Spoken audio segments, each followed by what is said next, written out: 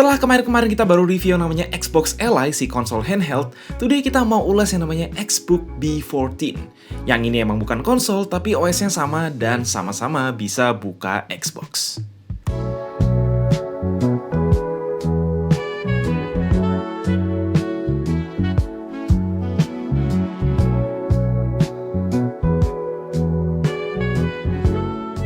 Sedikit perkenalan, Infinix Xbook B Series ini mungkin harganya boleh 11-12 sama seri Infinix InBook X Series atau InBook Air, tetapi punya flavor yang sedikit beda. Di mana seri InBook lebih mentingin fitur lengkap, layar bagus, dan bodi metal ala Ultrabook, Xbook B14 dan B15 lebih mentingin value to performance alias ngasih chip paling kenceng di harganya, bersaing langsung sama sesama laptop-laptop ODM dari merek lokal macam Axio Hype X Series atau Advan Workplus Series. Buat yang inget kita pernah bahas Xbook B15 ini ya mirip banget wujudnya, cuma lebih kecil aja versi 14 inch. Dari keseluruhan bodi yang mereka klaim berlabel military grade ini, hanya bagian punggung aja yang terbuat dari anodized aluminium. Sedangkan sisanya yaitu frame keyboard dan cover bawah dari polimer polos yang finishingnya sangat mirip aluminium. Ya untuk laptop 7 jutaan, hitungannya good looking, boxy dan simple, bezel tipis di 4 sisi tentu juga membantu ngasih kesan lebih premium daripada harganya. Keyboard backlit 2 tingkat, tombol power pisah tetapi layout termasuk touchpad basic, tombol panas sempit, dan gak terlihat ada fungsi FN lock. Selain bodi dan absennya sensor biometrik, kekurangan utama sang Xbook B14 dan B15 adalah layar IPS rasio 16:10 yang belum 100% sRGB dan juga nggak begitu terang. Sure, ini cukup buat ngantor sehari-hari atau ngampus selama kalian bukan anak desain, arsitektur, fotografi, atau ilustrator/editor, tapi kami berharap Infinix bisa seriously pertimbangin opsi layar 100% sRGB layaknya seri InBook biar jadi selling point ekstra versus kompetitor. Kabar baiknya konektivitas lengkap, di kanan ada combo audio jack, USB A 3.2 Gen 1, USB 2.0, dan slot gembok. Meanwhile di kiri ada HDMI 1.4, satu lagi USB A 3.2 Gen 1, dan yang terpenting ada dua USB-C 3.2 yang salah satunya full function, bisa colok charger dan colok monitor. Di range 7 jutaan, laptop ODM begini seringkali menang soal fungsionalitas USB-C karena sampai sekarang masih jarang loh merek global di harga segini udah ngasih charger USB-C 65W out of the box.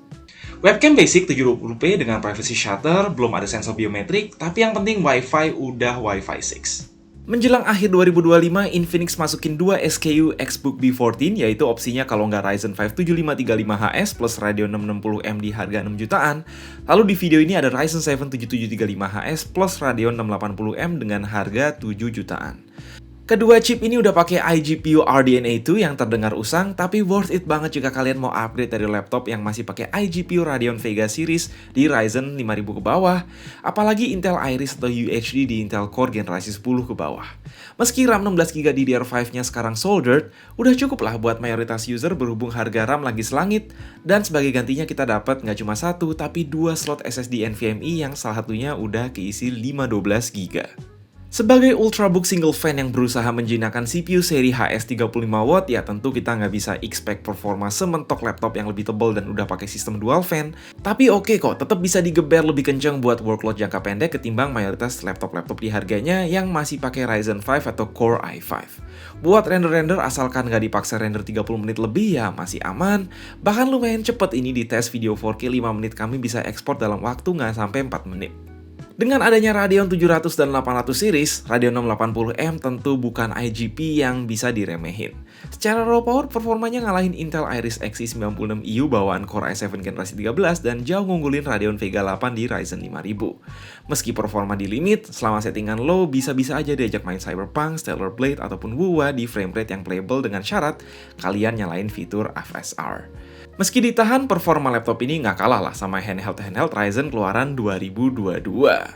Ya, seperti yang dibahas, Xbook B14 sebatas mengandalkan sistem single fan dual heat pipe yang ngebuang ke arah engsel, so nggak special perihal disipasi panas dan wajar kalau performa gaming agak di limit biar nyaman di atas keyboard.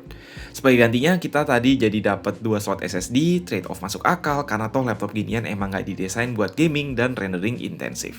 Daya tahan baterai gimana? Untuk usage ringan macam playback YouTube di mode battery saver, kami coba ini kuat sekitaran 12 jam, browsing, ngetik sambil dengerin musik sekitar 7 jam, bagus kok buat laptop harga segini. Yang penting kalian udah nggak perlu bawa casan khusus laptop, karena casan 65W bawaan juga bisa dipakai buat HP atau tablet. Ditanya apa ini barang good value apa enggak, sebenarnya bagus kok, no problem kecuali soal performa dan cooling yang tuningannya lebih ke penggunaan casual. Tetapi kalau ditanya apakah Xbook B40 ini menawarkan lebih dari kompetitor-kompetitor brand lokal, paling ya hanya soal sertifikasi military grade dan app flash link buat connect seamless ke tablet dan smartphone sesama Infinix. Contoh, kalau mau fitur lebih lengkap, desain lebih premium, dan yang terpenting layar 100% sRGB, actually dengan harga sedikit lebih murah masih ada Infinix InBook X2. Dengan catatan, Core i5 Gen 13 seri U tentu terasa agak underpowered di hadapan Ryzen 7035HS series. Coba ya, andai InBook X2 aja yang dikasih Ryzen 7 7735HS terus harganya dinaikin di 8 jutaan. Wah, fix dijamin bakal jadi salah satu primadona laptop ultra portable anak DKV/content creator karena keluhan utama laptop 7 jutaan zaman sekarang adalah spek layar yang agak nanggung.